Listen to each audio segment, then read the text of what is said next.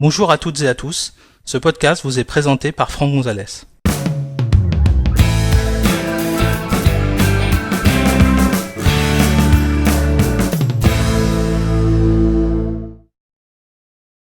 Dans cet épisode, nous allons découvrir comment créer des profils avec un petit utilitaire qui s'appelle Profil Creator qu'on peut télécharger directement sur le site GitHub. Pour suivre cet épisode, vous devez disposer d'un Mac sous macOS Mojave et être administrateur de votre ordinateur. Sachez que cet épisode a été réalisé sur un iMac Intel Core i5 à 2,9 GHz et fonctionnant sous macOS Mojave version 10.14.3. Alors pour ceux qui connaissent déjà un petit peu les profils, vous savez que on peut les créer avec l'application serveur qu'on va installer, en fait télécharger et installer depuis l'App Store. Bon, c'est un produit qui est payant et aujourd'hui d'ailleurs il ne sert plus qu'à créer des profils, à gérer un MDM, en fait le serveur de profil d'Apple, et à pousser des réglages vers des appareils qui seraient connectés reliés à ce MDM. Ça peut être des Macs, ça peut être des iPhones, des iPads.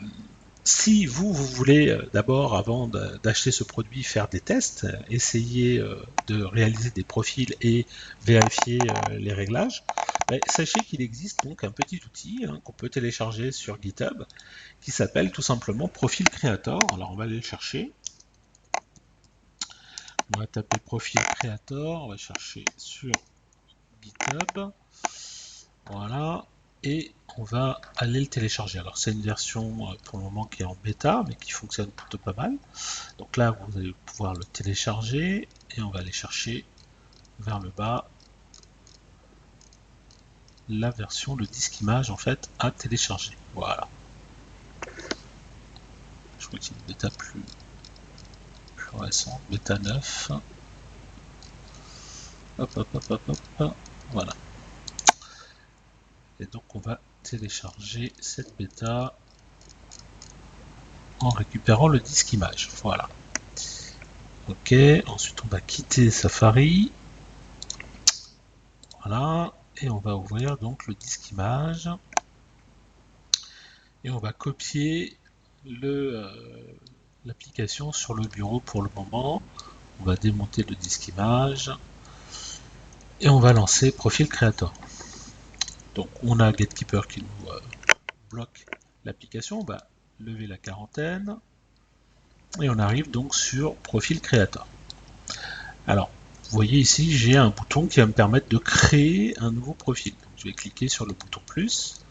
Et là, j'arrive sur une interface qui ressemble un peu à macOS Server ou tout simplement Apple Configurator pour ceux qui connaissent. J'ai ici tout un tas de réglages qui vont me permettre de faire des profils pour macOS, pour iOS tvOS, pour iOS, etc., etc. Donc il y a plein de réglages. Je peux éventuellement, en cliquant sur l'icône d'engrenage, dire que je ne veux que macOS, donc j'enlève tout ce qui est iOS et tvOS. Pour les exemples, ça suffira. Et on va chercher un réglage assez simple, par exemple des préférences système. Alors c'est tout en anglais, donc on va chercher système préférences. Voilà. Et là, on va pouvoir activer ou désactiver des préférences panel. Alors moi, je veux désactiver par exemple des préférences panel, donc je vais aller dans l'onglet désactiver, je vais cliquer sur le bouton plus pour activer ce réglage. Et puis par exemple, pour que ce soit visible, on va enlever Siri et pourquoi pas Software Update. Je vais ajouter ce réglage. Voilà, donc il est apparu sur la gauche. Et je vais l'enregistrer. Je vais lui donner un nom, je vais l'appeler restriction par exemple. Voilà, j'enregistre. Et je vais ensuite aller dans le menu fichier, je vais l'exporter. Je vais le mettre sur le bureau. Et j'enregistre. Donc je me retrouve avec un fichier au format .mobileconfig. Alors en passage c'est un fichier XML, donc normalement je dois être capable de l'éditer avec TextEdit. Bon, c'est pas très illisible, mais enfin on a connu plus simple pour administrer tout ça, d'où l'intérêt de l'outil. Et je vais l'installer ce profil. C'est là où vous aurez besoin d'être administrateur. On va double-cliquer. On va nous demander si on veut vraiment installer le profil qui s'appelle restriction. Je peux afficher le profil pour voir ce qui va se passer. Donc là, en fait, on me dit que c'est des préférences système et que mise à jour et Siri, mise à jour de logiciel et Siri vont être désactivées. Continuer. Je vais installer. Bon, je ne vais même pas demander mon mot de passe administrateur. Vous voyez, c'est quand même très bien.